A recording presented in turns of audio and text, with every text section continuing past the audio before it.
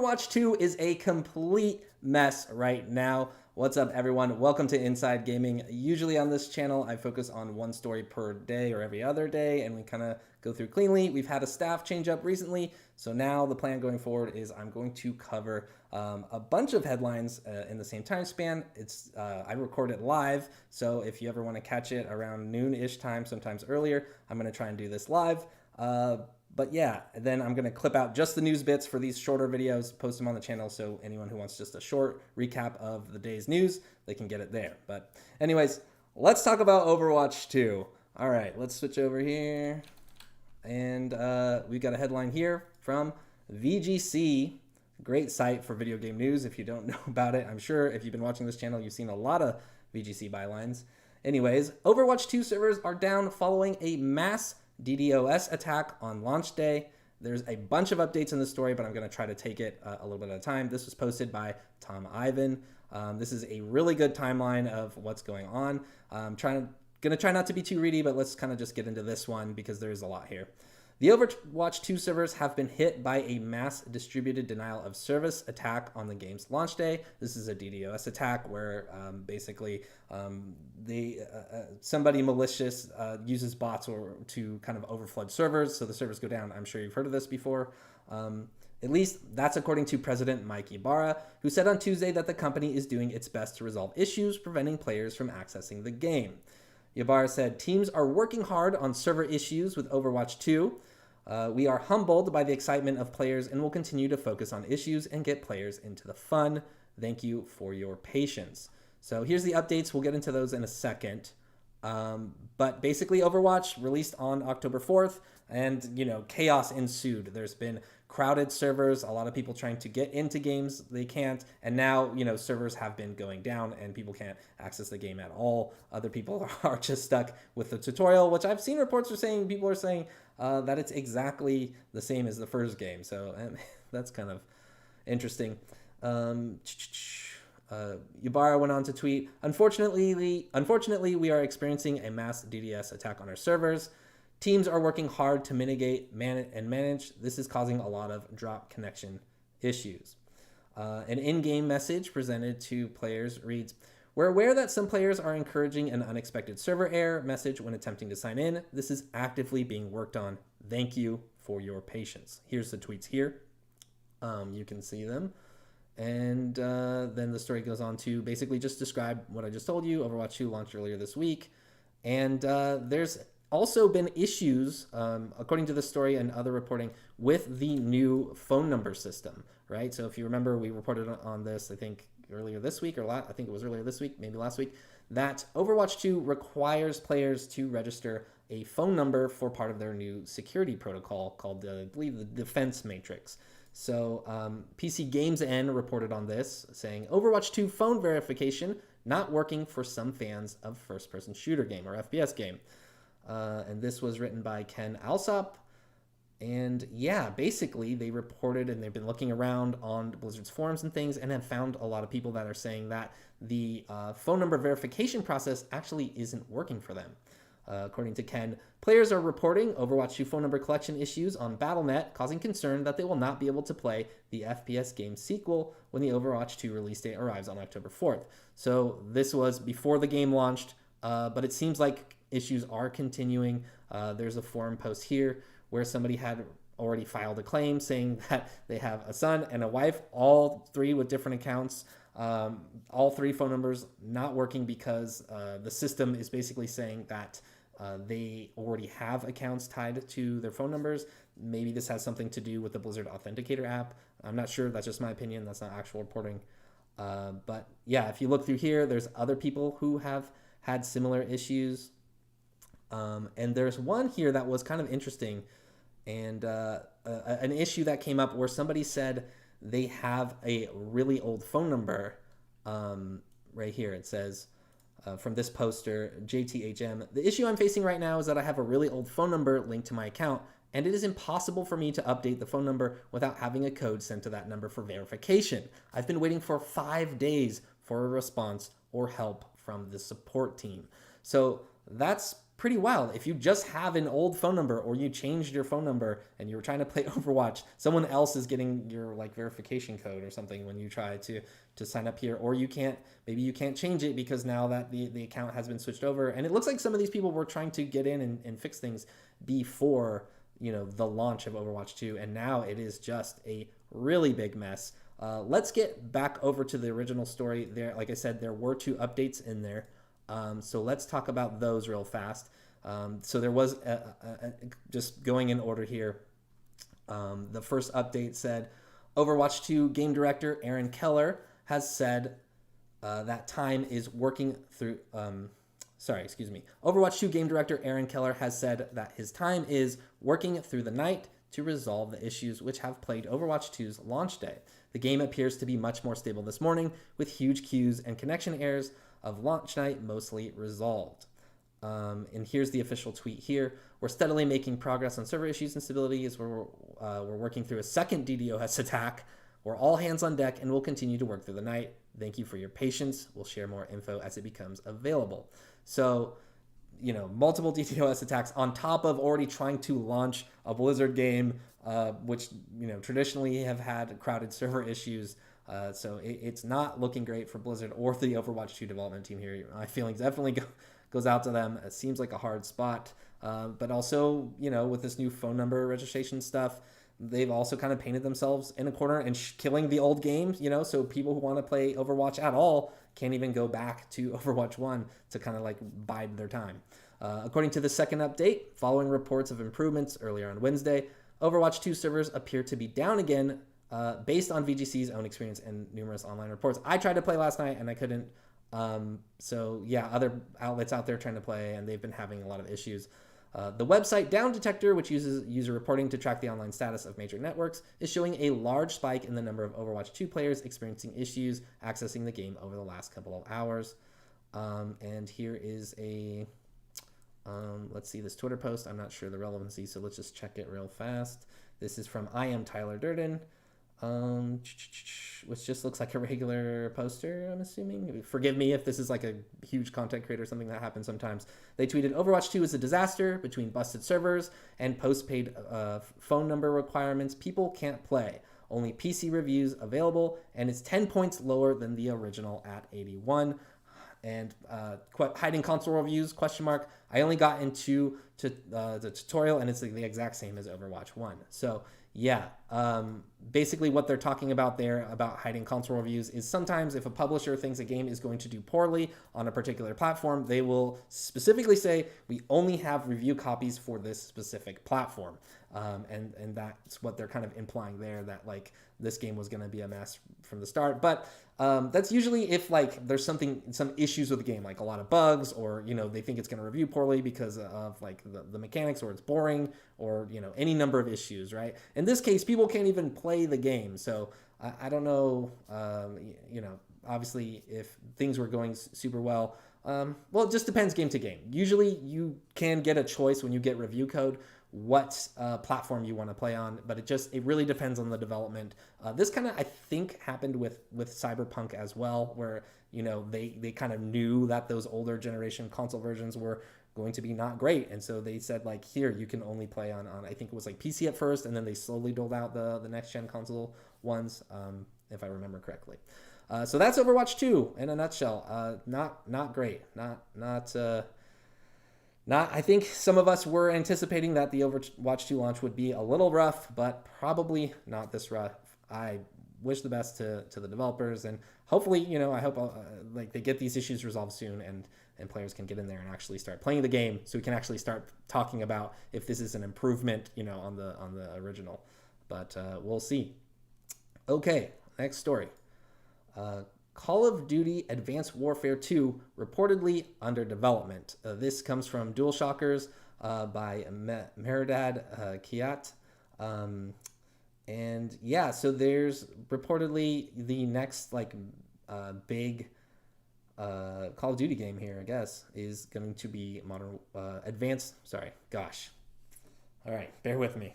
We're going to get through this. Call of Duty Advanced Warfare 2. Right, reported under development. Let's just get through here.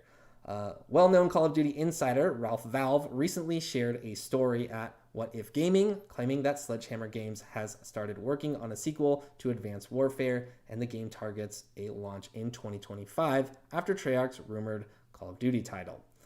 As Call of Duty Modern Warfare 2 is only a few weeks away from launch, the game will mark the beginning of a new era in the series that developers name Call of Duty 2.0. According to the previous reports and unofficial information provided by insiders, Call of Duty Modern Warfare 2 is going to have a 2-year life cycle, as the next Call of Duty iteration will be delivered in 2024 by Treyarch. If you remember, the 2023 Call of Duty, mainline Call of Duty title is being pushed out. I'm not sure if that has anything to do with the acquisition or not, but it was announced earlier this year, way earlier. Also, I think it was actually reported on by Jason Schreier at Bloomberg, it was leaked that they were going to delay it, and then in an earnings call they confirmed that. So yeah, Call of Duty Advanced Warfare 2. I liked Infinite Warfare personally, but I know people really liked Advanced Warfare as well, but I think that there was there often is with Call of Duty games, a split in the community over the people who liked that and didn't like it. But I remember seeing esports competitions for it. I was like, oh wow, this looks sick. But I'm not a huge Call of Duty person, so maybe it made a lot of the diehard people mad. All right, next up, we've got a story here on GameRant by Corey Beckett. The Witcher 4 is at least 3 years away from release. If you remember, yesterday we talked about how CD Projekt Red basically announced 7 new games, or 7 games in development, which included the new Witcher trilogy. And basically what happened is it's been confirmed that this Witcher 4 game is going to be at least 3 years away. So we were talking about how there was a 6-year time span for the later 2 games in the trilogy, and we didn't know how long the current Witcher game project was going to take. So this is a story basically just saying, it's 3 years away. The most recent main entry in the Witcher series was released in 2015, but fans will have to wait until after its 10th anniversary before the sequel is released. Let's see. Here it is. Adam Kaczynski, president of CD Projekt Red, announced that there wouldn't be a 4th Witcher game, but rather an entirely new trilogy. The first game of the new trilogy is working under the codename Polaris, and Kaczynski stated that the release wouldn't be until 2025 at the very earliest. I think that's generous. So, the long wait is because CD Projekt Red is working on developing the Unreal Engine 5 technology to make it work with the game series. So, we talked about this, I think, during the pre-show yesterday, or maybe it was the after show, that if Unreal 5 potentially could make it easier for CD Projekt Red to make a Witcher game, I think in some ways, yes, but, any developer who's working on a new title is going to want to make it bigger and better, and therein lies, feature creep and a lot of issues that can conflict with other things that are already in the game. So you never know. Let's see. And then the story goes on to kind of say what I already said. With each new Witcher game, Kaczynski feels like it will take 3 years, meaning that the 4th installment is expected around late 2025, with the 5th in 2028 and the 6th in 2031, which dang. It's exciting. Witcher is a great franchise, so I'm excited. All right, let's move on. Dead Space Remake. This is not so much news as... let's just get into it first, and then I'll kind of explain. So this is a story on Eurogamer. It says Dead Space Remake, 70 euros on, or is that pounds? I messed it up that one time, and I'll never forgive myself. 70-pound console price raises eyebrows, and 50 on Steam. So basically, this happens sometimes. Reporters will just kind of notice the sentiment going on in games communities, and then kind of write a story about it. But essentially, it's just the idea that basically $70 for this Dead Space remake on console, and people are going to have feelings about that. This is a game that a lot of people have already played, but as we saw, and we talked about this yesterday with the Last of Us Part 1 remake, people will pay that $70 to play the most technically advanced version of one of their favorite games. People are just interested in doing that. And I'm not going to lie, that's an attractive proposition to me, except I do struggle with the price point being at $70, and then there it is. So EA's Dead Space Remake has raised eyebrows for its $70 price point on PlayStation 5 and Xbox Series X and S, compared to its $60 cost on Steam. Let's see. There is one more thing in this story I wanted to point out. So yeah, they quoted just kind of like a random Twitter person, it looks like, but to kind of like paint the sentiment of like what people are how they're feeling. So here's the tweet here. Well, let's start here. $70 is certainly not unheard of for a new game on current gen consoles, but as plenty have said since the game popped up for pre-order, the Dead Space isn't a fully new game either. I think there's a typo here. That's always fun. Probably should say remake right there. And the quote from the Twitter account here is, "The Dead Space remake looks gorgeous, but again, I'm not going to buy that for $70. I will wait till the price drops a bit." So yeah, then they just kind of collected a few of these. Some people mad at Dead Space costing a full $70. I do wish it was $60, but the fact that it has doubled the voice acting, Isaac is more like he is in Dead Space 2. New side quests, new characters, new gameplay stuff, one fan wrote. To me, this looks like a full, real remake. I'm happy to pay the full price. And yeah, EA has done something really cool here, and Motive has done something really cool here that we usually don't see with AAA game development, where they have been painstakingly going through like dev diaries and showing people what they're actually doing to this game, all the work that they're putting in, from sound design to like the new looks and designs, and how they're trying to be respectful of the original game. So, I can see it. Like, I understand why you would want to pay or charge full price for like a brand new shiny game that has all of the bells and whistles and trappings of a fully produced AAA game. I get it on that side, but from like as a player, it's like, oh, $70. Like, I like Dead Space, but I can see it from both sides. All right, moving on. Another story from VGC here. This is a quick one. Sony says the latest PS5 update improves system performance. This is posted by Tom Ivan. Version 22.02-06-00.01 was released on Wednesday. So this is just a PSA. If you haven't updated your PlayStation, you might want to do that because it's going to improve the performance. They don't say specifically why. It just says, according to the company's patch notes, the new version was released on October 5th. This system software update improves system performance. There you go. Just a quick PSA. All right, moving on. Oh, this comes after the update. Chris Scullion did this other VGC post where they kind of put down all the patch notes, and we reported on this before for the most recent patch before this new one, where it basically had game folders and 1440p support. So if you haven't updated your PS5 in a while, haven't played it, you should probably go turn it on.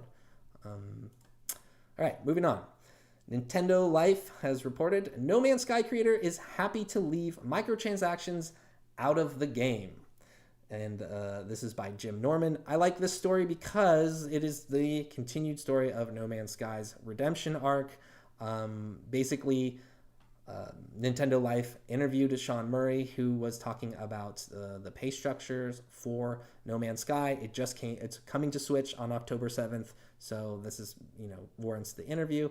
And so there's a full interview that you can link to. I'll put it in the description if you want to read it, but here are the highlights. So basically, to set up the context for the question, with the title expanding to more and more platforms, it would make sense if Hello Games was to change its business model to move with the times and include other revenue streams. So this is specifically referencing microtransactions or other types of ways to charge your players. It seems, however, that we can rest easy on this one. Asked if this shift is a reasonable prospect, Murray put us at ease with the following response. And it says, lots of people tell us that there is this alternative business model or that alternative business model, and there probably is. But we're enjoying this right now. We really enjoy working on the game, and we have got this really positive, welcoming community that I really get a buzz out of making updates for and continuing to tend to that game. Murray went on to say, he basically went on to say that, he's not trying to criticize other developers who use other monetization strategies. Basically, he said, it's cool that they can do that. It's great, but that's not what we're doing. It's just different. It's probably really naive, but it's what we're doing. And there's historical reasons why we got into it, more purposeful reasons why we really think that it's the right model for us at the moment. And I think that this is kind of a cool quote. Like, I feel like people got rope-a-doped, right? With the original kind of marketing and the kind of drama behind No Man's Sky. And Sean Murray being on stage saying the game is going to do all these different things, and then when the game came out, it didn't quite live up to expectations, and you know the story, right? But they've proven, over the years that they continue to put work into that game and produce free updates for that game, and it's big enough that they will still continue to charge for that game one time. You can get it on sale, or you can pay full price, and that has been enough, since the team that works on No Man's Sky is kind of small, for them to continue to support that game for years. And so I think we get really caught up in this is the new video game business model going forward. These are the new strategies. It's all about microtransactions now, Fortnite, and everybody's going to start chasing that money, right? But here we have not only a game that has this wild redemption arc, but a game that proves that, maybe just paying once for a service game, like a life as service game, can just work. So I don't know. I like that story, so I wanted to talk about it today. Let us move on. Next up, we've got the story from Polygon, and this one's cool. I wasn't expecting this today. EA's new Need for Speed leaks looks full-on anime. Listing suggests it's a new generation console launch only. This is by Owen As Good. Owen is old school video games reporter. Been reporting for a long time. But basically, if you don't want to be spoiled for the new Need for Speed game, avert your eyes, because there's some screens that got posted here. The next Need for Speed will lean hard into an anime aesthetic, if the screens from an overseas product listing are any indication. On Wednesday, members of the Need for Speed subreddit spotted, hey, what's up, guys? The leaked listings for Need for Speed Unbound via Japanese retailer Neowing.